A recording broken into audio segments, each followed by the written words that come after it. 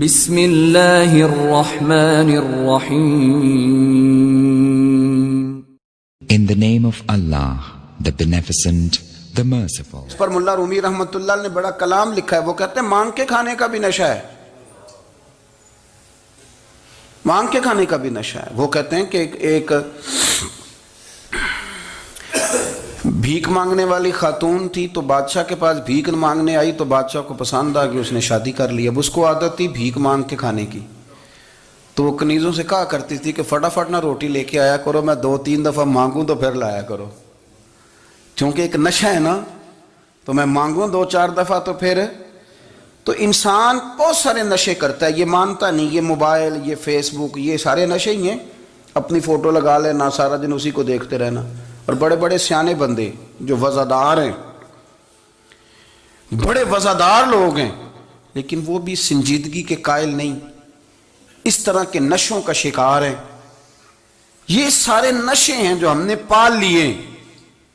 ہمارے صوفیاء، ہمارے بزرگ فرماتے ہیں کہ تم اس طرح کرو، اگر سارے نشوں سے بچنا چاہتے ہو تو سجدے کا نشہ شروع کرو، سجدے کا نشہ شروع کرو. یہ نا اقبال کہتے ہیں، ہو عطار ہو، رومی ہو، رازی. آپ بات کو سمجھیں، عطار ہو، رومی ہو، رازی ہو، غزالی ہو، کچھ ہاتھ نہیں آتا بے آہ سحر گاہی. کہتے ہیں بہت بڑا صوفی ہو جیسے فرید الدین عطار تھے، بہت بڑا تصوف کا امام ہو جیسے امام غزالی تھے، بہت بڑا تفسیر کا استاد ہو جیسے امام رازی ہو. عطار ہو، رومی ہو، رازی ہو، غزالی ہو، پر کچھ ہاتھ نہیں آتا بے آہ سحر گاہی. اگر سویرے اٹھ کے روتا نہیں نا اللہ کی بارگاہ میں، اگر تہجد نہیں نہ پڑھتا تو کچھ ہاتھ نہیں آتا بے آہ سحر گاہی. پھر اس کو کوئی چیز نصیب. میری بات کی سمجھ آ رہی ہے آپ حضرات؟ جب تک آپ سویرے نہیں اٹھتے، آپ اللہ اللہ نہیں کرتے، آپ کو نوافل کا چسکا نہیں، عبادت کا مزہ نہیں. فرمایا میری عبادت کرو، یہ شوق پیدا کرو، میں نے تمہیں پیدا کیا ہے. ہم لوگوں کے نشے ہیں، مختلف نشے ہیں، بڑا عجیب رنگ ہے. محفل کی صدارت کرنے والے بڑے پیر صاحب، بڑے القابات، اوہو، بیچ میں سے بندہ تلاش کرنے سے بھی نہیں مل رہا، اتنے بڑے لقب ہیں اس کے. لیکن وہ ساج سنور کے 2.5 گھنٹے بیٹھا رہا محفل میں، اور نماز کا وقت آیا تو اس نے مختصر سی پڑھی، وہ نکل گیا. وہ ہلکے سے سجدے کیے. او اتنا بڑا عشق رسول، نعت کا، او ہو کیا بات ہے. اور عشق رسول کا بہت بڑا پیغامبر، بہت بڑا مبلغ. اور بیچارہ سمجھ ہی نہیں سکا کہ اللہ کے رسول نے فرمایا تو نماز پڑھ میری آنکھیں ٹھنڈی ہو جائیں گی. تو یہ نشے کے عادی تو ہیں پر حقیقت کے قائل نہیں ہیں. یہ بس ٹھیک ہے، خوابوں کی دنیا میں لوگ زندہ ہیں، پر جن کو یہ جو نشہ تھا نا عبادت کا، یہ میرے رسول پاک کی چاہت ہے، یہ میرے نبی کریم علیہ السلام کی. آپ دیکھیں نا، حضور مہینوں جا کے غار حرا میں بیٹھتے. کیا وہاں تبلیغ کرتے تھے؟ کوئی کتاب لکھتے تھے؟ رسول کریم علیہ السلام مہینہ رہتے غار حرا میں. کوئی نہ مجھے دیکھے، کوئی نہ مجھے ملے. حضور یہاں کیا ہے؟ فرمایا میں اپنے رب کی عبادت کروں گا. نبی کریم علیہ السلام نے سجدوں کے ساتھ پتھروں اور پہاڑوں کو آباد کر دیا، سجدوں کے ساتھ. آپ کا سجدہ آپ کو بہت ساری چیزوں سے چھڑا لیتا ہے، یہ بہت ساری جگہوں سے جھکنے سے بچا لیتا ہے. صوفیاء، اولیاء یہ کیا کرتے تھے؟ یہ سجدے کا ذوق ہی تو پیدا کرتے تھے. سجدے کا ذوق. شاہ عبدالعزیز دباغ رحمۃ اللہ تعالی علیہ اپنے مریدوں سے فرمایا کرتے تھے کہ اگر تم پکے نمازی بن جاؤ نا، تہجد گزار ہو جاؤ، تو میرے پاس آنا جانا چھوڑ دینا. عرض کی حضور کیوں؟ فرمایا میں تمہارے اور رب رسول کے راستے میں رکاوٹ نہیں بننا چاہتا، اور میرا مقصود ہے تمہیں وہاں تک پہنچانا. جب پہنچ گئے تو پھر میری ضرورت ختم ہو گئی. ہاں کبھی وسوس آئے، شک پیدا ہو، تکلیف ہو تو آنا، ورنہ میں نہیں چاہتا کہ میں رکاوٹ بنا رہوں.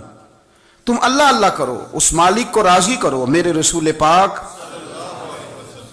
علیہ وسلم نے فرمایا بندہ اللہ کے سب سے قریب اس وقت ہوتا ہے جب وہ سجدے کی حالت میں ہوتا ہے. کس کے قریب ہوتا ہے؟ اللہ کے سب سے قریب ہوتا ہے. وہ بڑا نیڑے ہے رب کے، بڑا قریب ہے، اس لیے کہ وہ حالت سجدہ میں. وہ جب سجدے کرتا ہے نا اس کی بارگاہ میں جب جھک جاتا ہے. آپ ذرا سجدے کی کیفیت دیکھیں نا. زبان بھی یہاں ہے, آنکھ بھی یہاں ہے, کان بھی, عقل بھی ساری, اس نے سارا کچھ رکھ دیا سجدے میں. آپ وہ کبھی پیچھے جائیں تو دیہاتوں میں کہا جاتا تھا ناک سے نکیریں نکالو. بہت بڑی سزا ہوتی تھی نا, ناک سے نکیریں نکالو, بڑی سزا ہوتی تھی. تو اس نے کہا مالک مجھے کسی نے کہا نہیں, پر دیکھنا میں نے رکھ دی ساری عقل سجدے میں, اور رکھ کے کہا کیا سبحان ربی یا اللہ میں پست ہوں تو اعلیٰ ہے, اللہ تو میرا رب ہے اور تو سب سے اعلیٰ. اتنا, اور فرمایا جب یہ اس کیفیت میں ہوتا ہے تو پھر یہ اپنے رب کے قریب ہوتا ہے. کثرت عبادت, نوافل. ہمارے ہاں عمرے کی قرآن اندازی محفلوں پہ ہونے لگ گئی ہے, حالانکہ حدیث سے ثابت نہیں. میں دوستوں سے کہتا ہوں جائز ہے, کرنی چاہیے. عمرے کی قرآن اندازی جائز ہے, پر کسی حدیث میں نہیں آئی کہ قرآن اندازی کرو عمرہ کرو. حدیث میں قرآن اندازی یہ آئی ہے کہ نبی پاک علیہ السلام نے فرمایا تمہیں پتہ چل جائے نا پہلی صف کا ثواب کتنا ہے, تم قرآن اندازی کرو. عمرے کی قرآن اندازی کا تو پوسٹر چھپتا ہے, تو یہ والی قرآن اندازی کب ہونی ہے؟ ہونی چاہیے کہ نہیں؟ حضور نے فرمایا تمہیں پتہ چلے کہ اس کا ثواب کتنا, تو تم قرآن اندازی کرو, تم قرآن ڈالو. جب آپ نماز پڑھ رہے ہوتے ہیں, جب آپ کا مصلی آباد ہوتا ہے, صلاح الدین ایوبی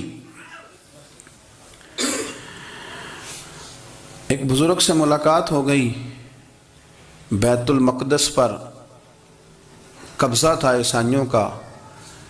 تو صلاح الدین بڑے پریشان تھے. بابا جی کہنے لگے پتر کیا ہوا؟ کہنے لگے حضور پتہ چلا ہے دشمن کے 2 بحری بیڑے اسلحہ لے کے آ رہے ہیں. مسلمان پہلے ہی کمزور ہیں, اور اب اگر 2 بحری بیڑے اور آ گئے تو حضور مسئلہ بن جائے گا.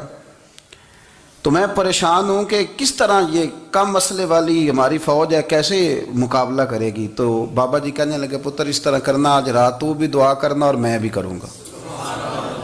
تو بھی دعا کرنا, آپ ناراض نہ ہونا. ہم تو پیروں والے ہیں, ہم تو پیروں کے نوکر غلام ہیں, ہمارا تو گزارا ہی نہیں, ہمیں تو ملتا ہے سارا کچھ وہاں سے. پر میرا سوال یہ ہے کہ تعویذ لینے جاتے ہو, نفل کیوں نہیں پڑھتے؟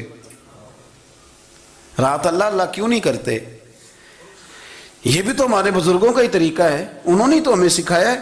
صلاح الدین ایوبی سے بزرگوں نے کہا کہ رات آج نا اللہ اللہ کرنا, تو میں تیرے لیے دعا کروں گا, تو بھی دعا کرنا. تو بندہ جب دکھی ہوتا ہے تو سجدہ کرتا ہے, تو پھر ہی تو مصلی بھیگ جاتا ہے, پھر ہی تو مزہ آتا ہے. سکھی بندہ تو کعبے جا کے نہیں روتا. دکھی تھے, تکلیف تھی, تو سر رکھا سجدے میں تو تڑپ گئے. اور وہ بابا جی کہتے ہیں میں مسجد آیا تو صلاح الدین چیخے مار کے رو رہا تھا, اور کہہ رہا تھا مالک میں کوئی اپنی شان کے لیے تو نہیں نہ لڑ رہا, اللہ کو میں کوئی قبضوں کے لیے تو نہیں لڑ رہا, مالک تیرے لیے لڑ رہا ہوں, مجھے بے آبرو نہ کرنا, میری مدد فرمانا. کہتے ہیں میں آیا تھا کہ مسجد میں دعا کروں گا, پر صلاح الدین ایوبی کو روتے دیکھا تو میں لوٹ گیا. تو سویرے صلاح الدین ملے تو بڑے خوش تھے. میں نے کہا پتر کیا ہوا؟ کہنے لگے حضور وہ بحری بیڑے 2 آ رہے تھے نا اسلحہ لے کے, دونوں ڈوب گئے پانی میں, پانی میں ڈوب گئے. تو بابا جی کہنے لگے صلاح الدین وہ پانی میں نہیں ڈوبے, وہ تیرے آنسوؤں میں ڈوب گئے, وہ غرق ہو گئے. وہ جو تو نے مصلی بات کیا تو وہ تیرے آنسوؤں میں ڈوب گئے, وہ غرق ہو گئے, وہ تباہ, اتنے قیمتی تھے تیرے آنسو کے بہا لے گئے دشمن کے بحری بیڑوں.